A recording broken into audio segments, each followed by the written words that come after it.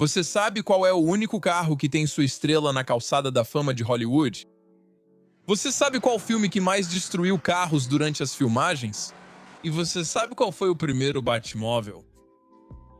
Agora você ficou curioso. Isso e muito mais vem aí nas 101 curiosidades mais interessantes sobre carros das telonas. Ei, eu sou o Stipe. Vamos nessa. Número 1. Originalmente, a máquina do tempo em De Volta para o Futuro deveria ser uma geladeira, mas o diretor Robert Zemeckis temia que as crianças ficassem presas dentro delas depois de ver o filme, então ele trocou a geladeira por um DeLorean. Por que esse carro em especial? Você pode perguntar. Se for criar uma máquina do tempo em um carro, faça com estilo. É porque ele parecia futurista. É por isso. Número 2. Entre todos os nomes de celebridades na calçada da fama de Hollywood, há também o nome de um carro. A equipe de marketing da Chevy fez uma pesquisa e descobriu que a Suburban apareceu em mais de 1.700 filmes e programas de TV desde sua estreia nas telonas em 1952. Então eles fizeram uma petição à Câmara de Comércio de Hollywood para reconhecer sua enorme contribuição para a indústria. E bem, tcharam! Número 3. Você sabe o que é estereotipagem? É quando um ator só consegue papéis parecidos. Precisa de um cara durão? Vin Diesel. De um romântico atrapalhado? Hugh Grant. De um actor? Esse cara, literalmente. Mas precisa de um táxi ou de um carro de polícia? Só tenho 3 palavras para você. Ford Crown Victoria. Normalmente esses carros são apenas figurantes de fundo na cena. Mesmo quando o Crown Vic era o carro do herói, seguia sendo táxi e viatura policial. Este Ford já apareceu em mais de 10 mil filmes e séries de TV. Então, onde está sua estrela em Hollywood? Número 4. Essa terminologia será usada muito neste vídeo. Então vamos esclarecer logo. As produções de filmes costumam ter uma hierarquia rígida para os veículos. Carro principal em condição perfeita, usado para closes e fotos promocionais. Carro de rodagem em boas condições, usado nas cenas normais de direção. Carro de dublê muito modificado para segurança e ação em alta velocidade. Carro para destruição, usado especificamente para ser destruído. Número 5, então, quais filmes destruíram mais carros? O clássico de 1980, Os Irmãos Cara de Pau, destruiu 103 carros. 18 anos depois, na sequência, o diretor destruiu 104 carros só para bater o recorde anterior. Depois veio Matrix Reloaded, que destruiu 300 carros de verdade só para aquela cena de perseguição na rodovia. Mas o recordista absoluto é Transformers, O Lado Oculto da Lua. 532 carros. A maioria dos carros destruídos em filmes já eram sucatas ou de baixo valor e seriam descartados, então quem liga? Mas você vai se importar com esse aqui. Número 6. 7 dos 10 Aston Martin DB10, feitos especificamente para James Bond. Spectre foram completamente destruídos, e cada um valia cerca de 4 milhões de dólares. Inclua um Jaguar CX-75 hipercarro, alguns Land Rover Defenders e algumas dezenas de carros de fundo, e o valor total destruído foi de 48 milhões de dólares. Segundo o Guinness, esse é um recorde absoluto. Número 7. A forma como filmaram cenas em alta velocidade do Le Mans foi, sinceramente, insana. A equipe de filmagem realmente participou das 24 horas de Le Mans de 1970 com um Porsche 908 de corrida de verdade, equipado com câmeras por toda parte. Isso não era contra as regras. Eu deixo passar. Eles não fizeram só algumas tomadas rápidas e saíram. Não, eles correram as 24 horas e terminaram em 9º no geral. O resultado poderia ter sido melhor se não tivessem que parar nos boxes apenas para trocar o filme das câmeras. Número 8. Enquanto James Bond é mais conhecido por dirigir Aston Martins, você vai usar este Aston Martin DB5? Ao longo dos anos, ele também preferiu Lotus e BMW, mas nenhum é realmente o carro correto de Bond. No romance original de Ian Fleming, 007 na verdade dirige um Bentley Blower 4,5 litros de 1930. Número 9. O som icônico da enorme pedra rolando atrás de Indiana Jones não era uma pedra de verdade. Era o som de um Honda Civic descendo por uma estrada de cascalho. Um carro descendo uma estrada de cascalho virou isso.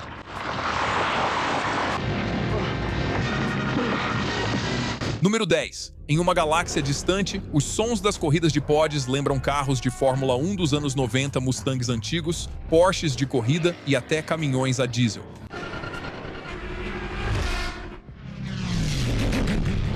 Número 11. Belo carro. Qual é o preço de um desses? Mais do que você pode pagar, camarada. Ferrari. Isso pode até ter sido verdade lá em 2001, mas a popularidade dos filmes Velozes e Furiosos fez o valor desse Toyota disparar, a ponto de que, hoje, um Supra em bom estado vale muito, muito mais do que uma Ferrari 355. Daily número 12, carros que não são estrelas, como veículos de fundo, táxis ou outras viaturas policiais, geralmente são alugados de empresas como a Cinema Vehicles, cujo negócio inteiro gira em torno de emprestar carros para Hollywood. Os preços variam de 150 a mais de $800 por dia. Quentin Tarantino, famosamente, alugou mais de 2.000 carros de época corretos só para recriar Los Angeles de 1969 em Era Uma Vez em Hollywood. Faça as contas. Número 13. Lembra dessa cena de John Wick? Belo carro. Mustang. Além disso, 429. Não, esse não é um Boss 429. É um Mach 1 de 1969. Ainda é legal, mas bem menos raro e bem menos valioso. Além disso, o barulho que ele faz não é nada de Mustang.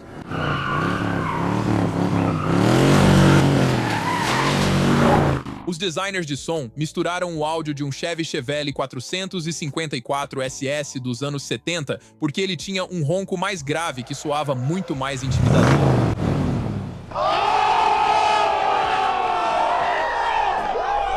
Número 14. Não havia absolutamente nada de futurista no 2043 6000 Sux de Robocop, considerando que a equipe de produção o construiu usando um Oldsmobile Cutlass de 1977. Além disso, o nome 6000 Sux é uma provocação direta ao Pontiac 6000, do qual o produtor notoriamente não era fã. Você é um fracasso. Número 15. No filme de terror O Carro, um Lincoln Continental Mark III 1971 personalizado foi modificado para ter uma aparência ainda mais ameaçadora. O teto foi rebaixado, os paralamas alargados e uma buzina de caminhão tocava repetidamente a letra X em código Morse, que literalmente significava exterminar. Número 16. O Mustang Eleanor, do filme original de 1974, Gone in 60 Seconds, foi o primeiro carro na história de Hollywood a ser creditado nos créditos do filme. Por quê? Porque esse mesmo carro fez todas as cenas. Close-ups, manobras radicais e até um acidente feio com um poste, do qual ele de alguma forma sobreviveu. Pois é, ela realmente mereceu. Número 17. Porque Eleanor apareceu nos créditos, Denise Halick, viúva do criador do filme, alegou que o carro era um personagem legal, como o Mickey Mouse, e processou qualquer um, até Carroll Shelby, que tentasse copiar seu design. Não importa se era o original ou o remake com Nicolas Cage, você ia ser processado. Essa tirania dos direitos autorais durou até 2022, quando o tribunal finalmente decidiu que, como Eleanor não pode pensar ou agir por conta própria, ela é apenas um carro. Número 18. Enquanto isso, a Ferrari processou para valer uma empresa que construiu a réplica da 250 GT California Spider para curtindo a vida adoidado, levando-os completamente à falência. A Ferrari afirma que seus carros são obras de arte, por isso as 3 réplicas criadas pela Modena para o filme foram consideradas plágio. Seria melhor se uma California Spider original tivesse sido destruída.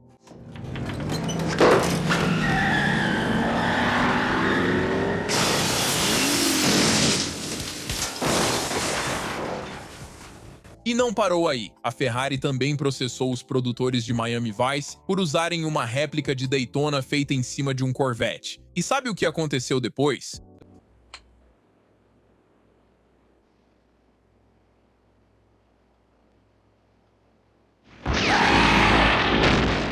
A equipe de produção explodiu a réplica na tela com um míssil Stinger. Depois disso, o personagem principal passou a dirigir uma Ferrari Testarossa original. Legal. Número 19, a perseguição em alta velocidade em Ronin parece real porque realmente aconteceu. Ao contrário de outros filmes, nessas cenas tudo foi gravado em velocidade máxima, o que explica o olhar assustado de Roberto De Niro. Ele nem estava dirigindo, apenas segurava um volante falso. É um volante falso, seu bobo. O verdadeiro está à direita do carro, nas mãos de um ex-piloto de Fórmula 1. Não vou tentar pronunciar o nome desse cara. Estou atrasado. Me dá mais um pouco. Mais de 300 dublês de direção foram contratados para este filme, e isso é evidente. Número 20. Quando a equipe de dublês capotou o Aston Martin DBS de Daniel Craig em Cassino Royale, acidentalmente quebrou o recorde mundial do Guinness de mais capotagens com um carro. 7. Quem diria que existia uma categoria para isso? O programa de carros na TV foi atrás do recorde mundial e conseguiu 5 giros. Agora superamos isso em 2 e estamos checando se há um novo recorde oficial, o que seria ótimo. Número 21, outra cena de James Bond que vale a pena mencionar é o famoso salto em espiral Astro com o AMC Hornet de O Homem com a Pistola de Ouro. Como CGI realista não existia na época, a cena precisou ser feita de verdade. Mas como calcular o ângulo exato da rampa, a velocidade de aproximação perfeita e a complexa distribuição de peso no ar? Bem, tudo foi mapeado no Laboratório Aeronáutico de Cornell, usando um equipamento inovador de alta tecnologia, um computador. Mas falando sério, foi uma manobra incrível. Arruinada quando a produção decidiu adicionar esse efeito sonoro de apito de desenho animado.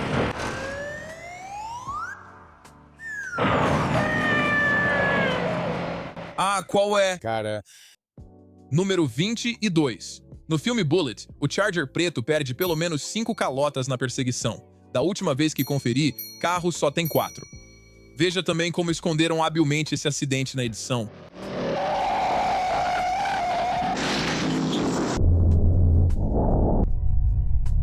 Número 23, a famosa van do Esquadrão Classe A, a GMC Vandura, foi propositalmente modificada para ter péssima dirigibilidade, tornando as cenas de alta velocidade mais caóticas e dramáticas na TV. E as coisas estão uma droga. Número 24, o famoso carro-caixão Drag Drácula da família Monstro foi construído a partir de um caixão de verdade. Como era ilegal comprar um caixão sem certidão de óbito, o famoso designer de carros George Barris precisou pagar por fora, em dinheiro, para que um diretor funerário, acidentalmente, deixasse um caixão do lado de fora da porta dos fundos da funerária, no meio da noite. Caramba, que história! Número 25. O carro individual mais valioso destruído em um filme foi o Porsche 917K no set de Le Mans. O acidente não foi planejado de forma alguma, e foi tão brutal que o piloto profissional David Piper perdeu a perna. Onde exatamente você perdeu? Então, quão valioso é o 917K? Bem, este aqui, que também apareceu no mesmo filme, foi vendido em 2017 em um leilão por 14 milhões de dólares. Número 26. Ok, essa aqui é engraçada. O primeiro Batmóvel em live action não era muito um Batmóvel de verdade. Era só um Cadillac Series 75 conversível de 1939. Quando Bruce Wayne dirigia, a capota ficava abaixada para todos o verem. Mas quando ele se transformava em Batman, o teto era levantado para ajudar a esconder ainda mais sua identidade. Mesmo carro, mesmas placas, e ainda assim, ninguém em Gotham City conseguia descobrir quem realmente era esse vigilante mascarado. O primeiro Batmóvel mostrado nos quadrinhos no número 27 era vermelho brilhante. Mas por que mudou para preto? Porque o vermelho, naqueles filmes antigos em preto e branco, aparece como preto. E desde então tem sido preto. Número 28, o criador de Breaking Bad, Vince Gilligan, disse que era muito específico sobre qual carro cada ator dirigiria. Para retratar um gênio da química que desperdiçou seu potencial, ele recebeu o Pontiac Aztek, considerado o carro de perdedor que ninguém queria. No entanto, por causa da popularidade da série, o valor dos Aztecs está aumentando lentamente, mas com certeza. Número 29, enquanto isso, o carro de perdedor no filme Joe Dirt era um Dodge Charger Daytona 1969 enferrujado e pintado com primer. E isso não faz o menor sentido. Em 2001, o Daytona já era altamente colecionável, valendo 6 dígitos. Mesmo em péssimo estado, continuaria inacessível para Joe, que era zelador. Número 30. Durante toda a sua atuação como James Bond, Roger Moore nunca dirigiu um Aston Martin. No filme The Cannonball Run, onde ele interpreta a si mesmo em uma corrida pelos Estados Unidos, ele finalmente dirige um Aston, e não qualquer um. É o original, exatamente o mesmo DB5 que Sean Connery dirigiu em Goldfinger e em Thunderball. Número 31, o filme original Mad Max, de 1979, foi feito com um orçamento tão apertado que a equipe de produção nem tinha dinheiro suficiente para pagar o mecânico que mantinha o lendário Falcon XB Interceptor funcionando. Então eles fizeram um acordo. Deixaram o carro com ele como pagamento após as filmagens, mas precisaram comprá-lo de volta para a sequência. Repita.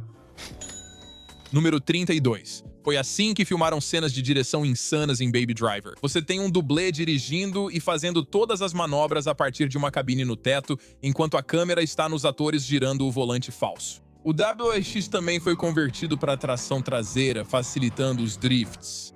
Número 33. O Chevelle Malibu vermelho cereja dirigido por Vincent Vega em Pulp Fiction é o próprio carro do diretor Quentin Tarantino. E adivinha só? Ele foi roubado durante a produção do filme. Aquela cena toda sobre não mexer no carro de outro homem foi adicionada como uma ameaça ao ladrão. Eles vão te deixar entrar em Malibu? Cara, eu deixei guardado por 3 anos. Ficou fora 5 dias e algum inútil fez isso. Eles deviam ser mortos, porra. Sem julgamento ou júri, execução direta. Queria muito ter pego ele fazendo isso. Daria qualquer coisa pra pegar aquele babaca. 19 anos depois, a polícia encontrou o carro na garagem de um homem chamado Bill Jimenez. Ele restaurou e dirigiu pelo país para exposições sem saber que era um carro de filme. Você sabe quem é Quentin Tarantino? Não, eu não fazia ideia do que era. Ele perguntou, você já viu o filme Pulp Fiction? Não. E de acordo com ele, ele comprou de uns garotos e o carro estava em péssimo estado. Tarantino nunca reembolsou ele por restaurar o carro para a condição perfeita. Número 34. Outro carro de filme roubado não poderia ser mais famoso. É o primeiro Aston Martin do 007, o DB5 de Goldfinger, Thunderbolt e aquela participação em Cannonball. Ele foi roubado em 18 de junho de 1997 de um hangar no aeroporto da Flórida e ainda não foi encontrado. Felizmente para o dono, a seguradora cobriu o prejuízo, mas infelizmente para eles, a indenização foi de 4,2 milhões de dólares. Eles roubaram o quê? Número 35. O primeiro filme Bad Boys também foi feito com um orçamento apertado. Nele, Will Smith dirige um 911 Turbo que, na verdade, pertencia ao diretor Michael Bay. Dado quantos carros esse cara destrói nos filmes, é até bom ver que o Porsche não tenha sofrido nenhum arranhão durante a produção. Entendi como é. Quando é o seu carro, a história é diferente.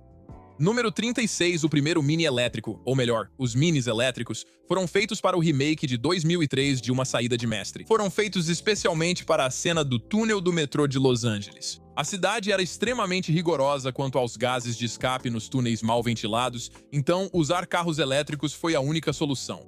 Agora, como o primeiro Mini elétrico só entraria em produção 17 anos depois do filme, a equipe de filmagem não teve escolha a não ser construir os deles canibalizando carrinhos de golfe elétricos. E isso fica evidente. Tira o som e, cara, Stephen Hawking se move mais rápido do que aquilo. Número 37. Se você achou que as luzes oscilantes no kit do Knight Rider parecem muito com o visor dos ciclones de Battlestar Galactica, bem, há um motivo para isso. Ambos os programas foram criados pelo mesmo cara, Glenn Larson. Número 38. O carro destruído mais famoso do filme provavelmente é o Countach branco de O Lobo de Wall Street. Normalmente, um filme destruiria uma réplica barata, mas Martin Scorsese queria total realismo e destruiu um Lamborghini de verdade nessa cena. Depois, ele foi vendido ainda destruído por impressionantes 1,3 milhão, o dobro do valor de um sem acidente, apenas por ter aparecido no filme. Número 39, em Uma Saída de Mestre também destruíram um Lamborghini de verdade, o Miura, mas tem um detalhe nesse caso. A produção comprou um já batido só para jogá-lo ladeira abaixo.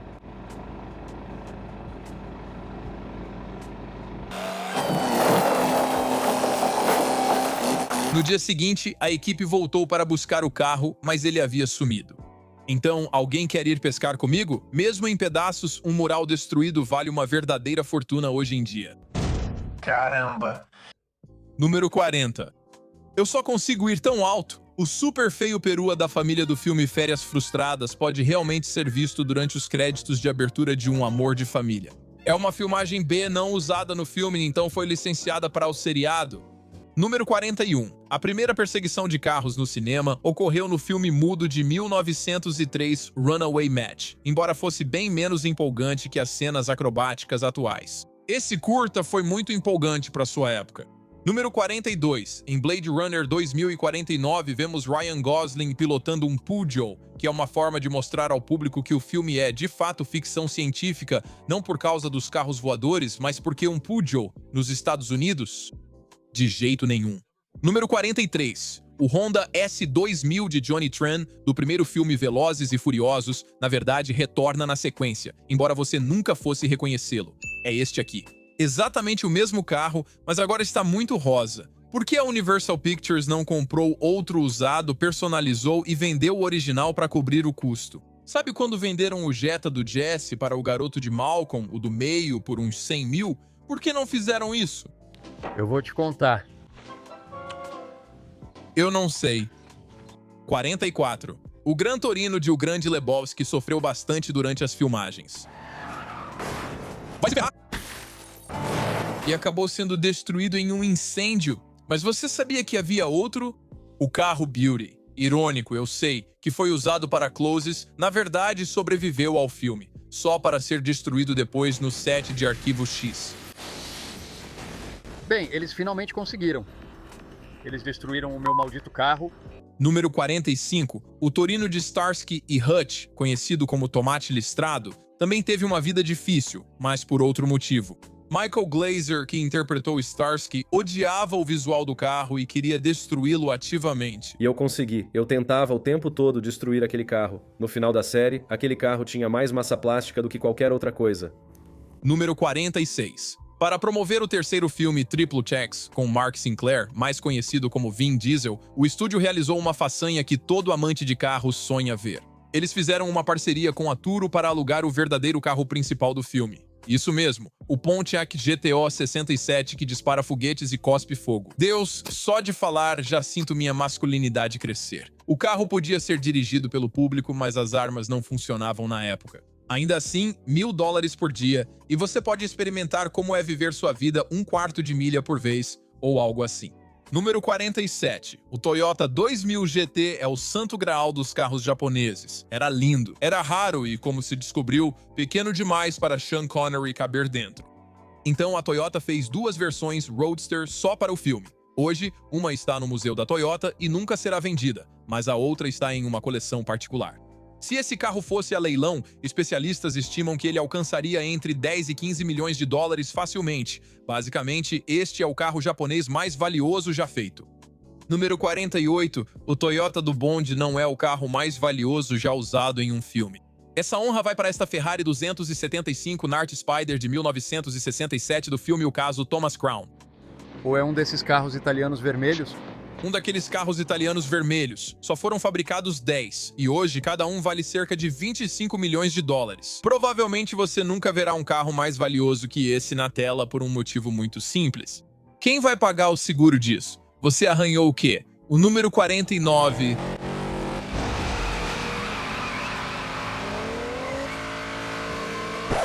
Embora isso seja possível na vida real, você precisa de muita potência e muita tração para conseguir fazer isso. Mas considerando que o Charger do Dom é apenas um 426 Hemi padrão com um compressor falso em cima, eles tiveram que usar um pouco de mágica do cinema para conseguir fazer isso. Número 50. O roteiro do filme Need for Speed exigia 15 hipercarros que, juntos, valiam cerca de 30 milhões de dólares, ou aproximadamente metade de todo o orçamento do filme. A maioria deles também deveria ser destruída, mas foram feitos como réplicas em 6 meses, o que fica evidente. O que é isso? Que porra é essa? Número 51. Atenção a esta cena de ponto de fuga. Eu tenho 3. Você percebeu a troca? De repente, um Dodge Challenger branco vira um Chevy Camaro branco mais barato, e eles acharam que ninguém ia notar. Bem, eu percebi. Número 52. Velozes e Furiosos 7 é o filme com tema de carros de maior bilheteria já feito. Ele arrecadou 1,5 bilhões de dólares. Isso mesmo, bilhões com B. Mas por quê? Por que as pessoas pagaram pra assistir isso? Eu achava que era só super bobo. A rua sempre vence. Vamos lá! Desculpa, eu simplesmente não consigo. Número 53, por causa da natureza absurda das acrobacias realizadas na franquia Velozes e Furiosos, você esperaria que todas fossem simplesmente CGI, mas não são. Quando você vê meia dúzia de carros caindo de um avião cargueiro C-130 em Velozes e Furiosos 7, aqueles são veículos reais funcionando, caindo do céu. No Velozes e Furiosos 6, um tanque de verdade esmaga um carro real na rodovia. No assalto ao cofre do Velozes e Furiosos, 5 também não usaram CGI. A equipe construiu um caminhão totalmente motorizado e que podia ser dirigido disfarçado de cofre de aço. Número 54. O icônico Skyline R34 prata e azul do Brian quase foi algo completamente diferente. Após o sucesso do primeiro filme, a Dodge buscou fazer merchandising no segundo, propondo aos produtores um novo carro para o protagonista. As expectativas eram altas. Será que íamos ganhar um novo Viper? Não, estávamos pensando no Neon SRT4. O que você acha? É sim. Não, não, não, não, não, não. De jeito nenhum.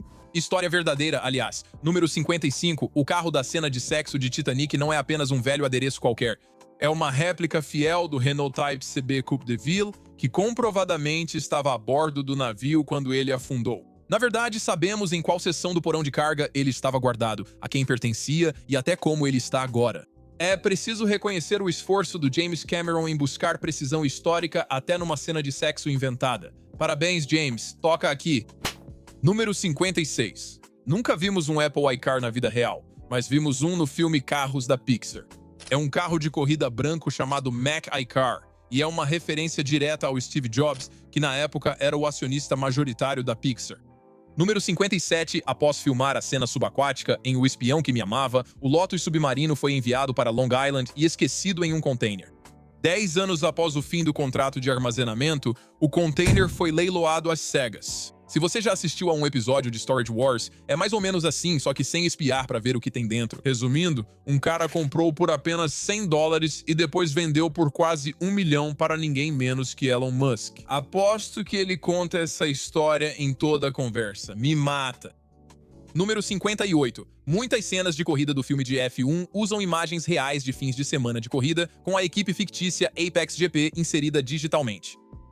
Número 56. Os carros da Apex GP do filme de F1 são, na verdade, carros de Fórmula 2 disfarçados de Fórmula 1. São mais lentos, fáceis de dirigir e, o principal, bem mais baratos se quiser jogar um por cima de uma cerca. Número 60, por causa da enorme popularidade dos filmes Smokey and the Bandit, as vendas do Pontiac Firebird Trans Am simplesmente dispararam, passando de pouco mais de 1.200 unidades em 1972 para mais de 117 mil em 1979. Número 61, nenhum carro recebeu tanta publicidade gratuita quanto o DeLorean na trilogia De Volta para o Futuro. Que pena que a DeLorean Motor Company faliu apenas 2 anos antes do lançamento do primeiro filme. Ou seja, eles não aproveitaram nada dessa fama repentina. Número 62. Já se perguntou qual é a história daquela asa estranha no capô do Countach em Corrida contra o Destino? Bem, a Lamborghini não podia vender oficialmente o Countach nos Estados Unidos no fim dos anos 70 porque ele não atendia aos novos padrões federais de segurança. O para-choque era muito baixo. Solução? Isso. Sim, aquilo na verdade não é uma asa aerodinâmica. É um para-choque que os proprietários americanos instalaram só para que o carro pudesse ser importado legalmente. É irônico um carro enfrentar tantos obstáculos para ser legalizado e depois passar o filme todo fugindo da lei. Número 63, o diretor Sam Raimi incluiu um Oldsmobile Delta 88 amarelo de 1973 em todos os seus filmes. Segundo a história, na época em que era estudante de cinema, sempre que precisava de um carro para uma cena, ele simplesmente pegava emprestado o da mãe dele. E o carro dela era, isso mesmo, um Oldsmobile Delta 88 amarelo. Ele pegou esse carro emprestado para o seu sucesso de terror de baixo orçamento, Uma Noite Alucinante, e continuou incluindo o carro em todos os filmes que fez desde então. Número 64. Este Lamborghini Huracan único é o carro de câmera mais rápido e caro do mundo. E isso não é só porque é um Lambo. O carro custou cerca de $200 mil, valor semelhante ao da câmera frontal. Já a traseira custa $500 mil. Ok, naquela vez que colocaram uma câmerazinha DJI na traseira de um Bugatti Chiron para filmar outro Chiron indo de 0 a 250 e voltando a 0 milhas por hora foi tecnicamente um equipamento mais caro, mas não vou considerar isso o topo só por uma questão técnica.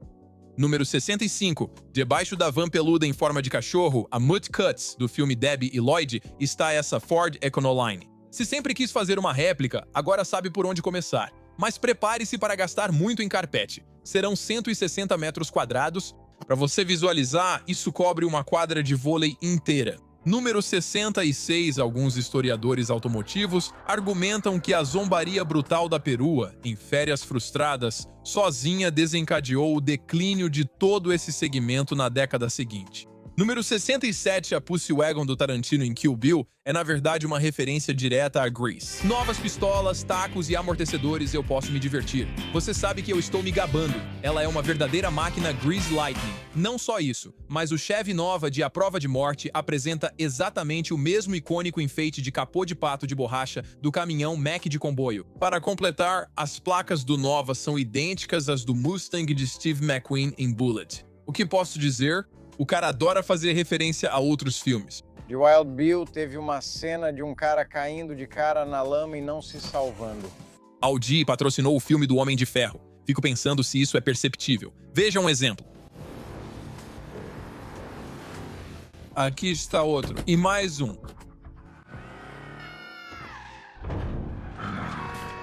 E mais um bem aqui. É, sutil. Bem sutil. Só haja naturalmente, nem precisa dizer o número. Só número 9. Na trilogia do Batman de Christopher Nolan, Bruce Wayne dirige um Lamborghini Murciélago. Não há nada de aleatório nessa escolha. Em espanhol, murciélago significa morcego. Número 70. O General Lee de Os Gatões é mais famoso por duas coisas: sua polêmica bandeira no teto e os saltos. Muitos saltos dos quais raramente saía inteiro. Durante as 7 temporadas em que o programa esteve no ar, 325 Chargers foram destruídos. Número 71. A destruição em Os Gatões foi tão grande que o programa causou escassez de Dodge Chargers em todo o estado. A equipe ficou tão desesperada que usou um helicóptero para achá-los em estacionamentos e garagens, oferecendo dinheiro aos donos na hora. Talvez diminuir um pouco nos saltos, só um pouquinho. Número 72. O Ecto, um dos caça-fantasmas, era uma verdadeira lata velha na tela e fora dela. Precisa de serviço na suspensão, amortecedores, freios, pastilhas, revestimento, caixa de direção, transmissão e diferencial. Custa 4.800, talvez anéis novos e mais alguns itens. Tudo isso que foi listado estava realmente errado com ele. Aquela fumaça, aquilo não era um efeito prático. Era literalmente o motor do Ecto, morrendo. Número 73. Originalmente, Bumblebee era um clássico Fusca, mas Michael Bay achou que o besouro era muito sem graça para um filme de ação moderno. Então ele trocou por um Camaro. Anos depois, no filme Bumblebee de 2018, o diretor Travis Knight voltou ao Fusca. Mas, sinceramente, Michael Bay pode ter tido razão. Isso é sem graça. Sem graça. Número 74. O fato do Camaro ser o Bumblebee foi um grande merchandising da GM, só que esse carro só foi lançado 2 anos depois. Qual o sentido do marketing se ninguém pode comprar? Além disso, os Camaros do filme eram Holden Monaro australianos com carroceria de fibra de vidro igual ao Camaro. Número 75, com cada novo diretor vem um Batmóvel novinho em folha, mas tem uma regra que todos seguem: eles são sempre carros totalmente funcionais. A versão de Matt Reeves é um muscle car com tração nas 4 rodas e 650 CV.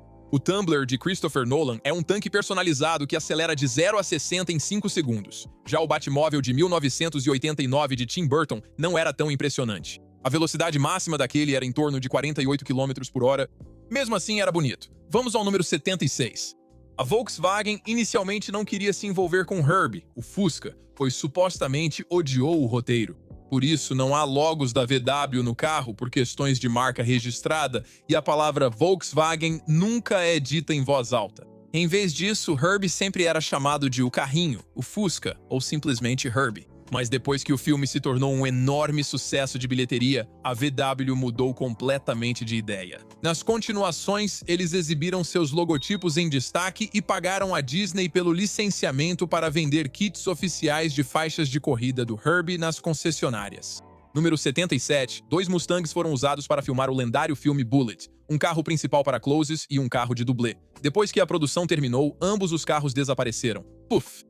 Entusiastas de carros e até Steve McQueen buscaram por eles por quase 50 anos sem sucesso. Em 2017, o carro de dublê todo acabado foi encontrado em um ferro velho no México. O novo dono queria transformar o carro em réplica da Eleanor, mas uma checagem do chassi revelou que era o carro original do filme há muito perdido. Então, 1 ano depois, um cara chamado Robert Kiernan revelou ao mundo que ele é o dono do carro principal. Aparentemente, o pai dele comprou o carro logo depois que as filmagens terminaram e simplesmente esqueceu dele, porque é esse tipo de vida que eu quero viver. Eu simplesmente compro um maldito carro clássico e, opa, esqueci completamente dele. Esse carro foi então vendido em um leilão por 3,47 milhões, tornando-se, na época, o Mustang mais caro já vendido. No número 78 de Mad Max, Estrada da Fúria, mais de 150 carros bizarros e funcionais do mundo pós-apocalíptico foram criados. No Giga Horse de Morton Joe, por exemplo, são realmente dois Cadillacs empilhados um sobre o outro, movidos por um par de motores V8 de 8,2 litros. Juntos, eles produzem 1.200 cavalos de potência. 2 motores V8 acoplados juntos em um único eixo. O que mais eu posso dizer?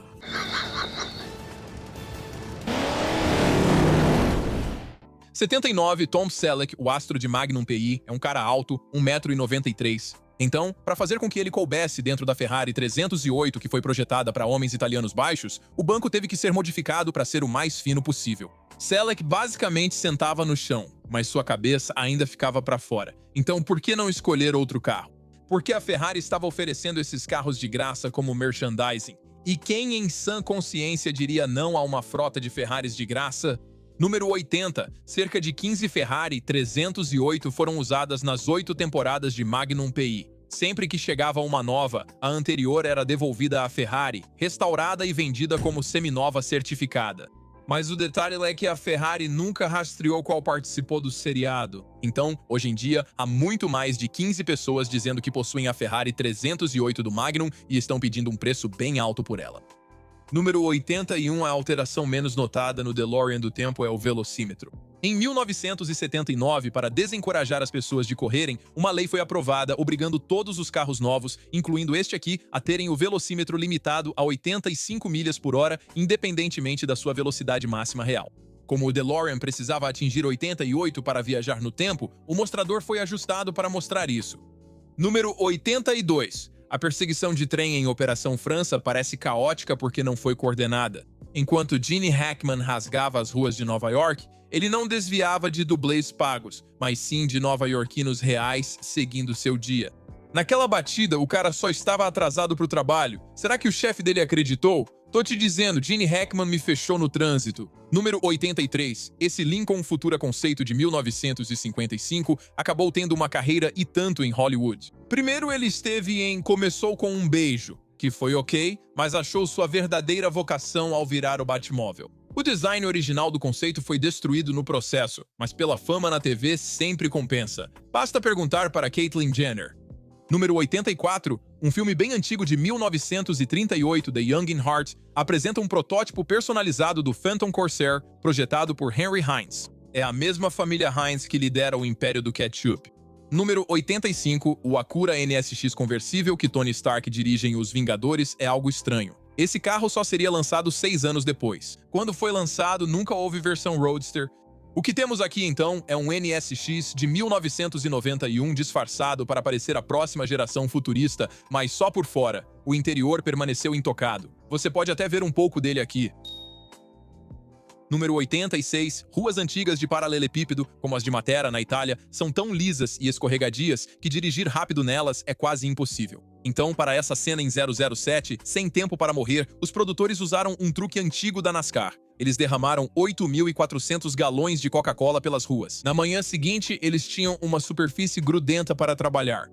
Número 87, por 28 temporadas, o carro rosa do Homer Simpson era apenas um sedã anônimo, até que foi revelado que, na verdade, é um Plymouth Juncarola 1986 meu. Número 88. Foram meses projetando o Bluesmobile para que se desmontasse totalmente ao apertar um botão.